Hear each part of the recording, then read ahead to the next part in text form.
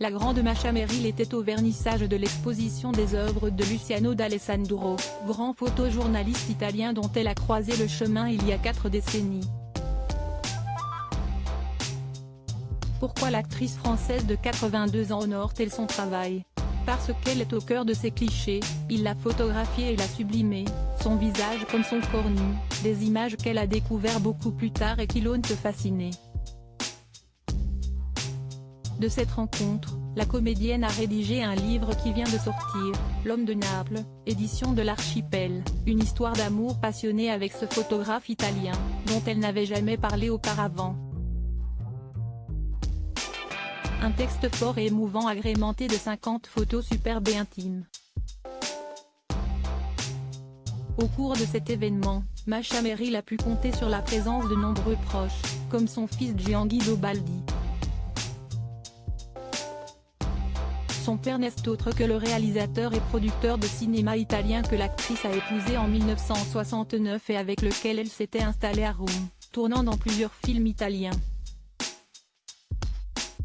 Si elle a divorcé du cinéaste, elle a gardé des liens forts avec son fils né d'une précédente union et l'a adopté légalement, elle qui est devenue stérile après un avortement dans sa jeunesse.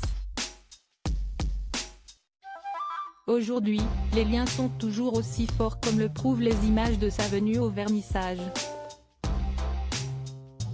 Le duo a également posé avec Michel Tarrant, neveu de la comédienne et ambassadeur de France au Tadjikistan.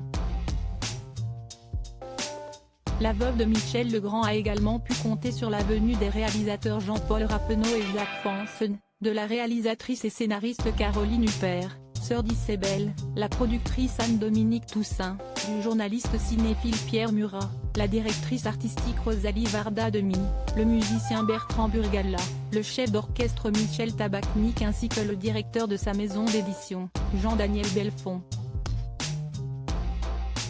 Des photos osées qui lui ont fait repenser sa féminité dans le magazine Gala.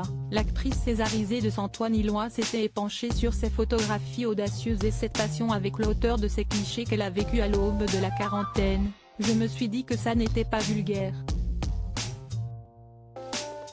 J'ai toujours considéré mon corps comme mal foutu, mais de façon harmonieuse. À mon époque, je n'ai pas correspondu au canon de beauté qui célébrait les lianes élancées. J'ai des formes. Ces nus ne sont pas là gratuitement, ils viennent raconter une rencontre à Naples, au début des années 80, avec un homme qui m'a aidé au moment où j'ai repensé ma féminité.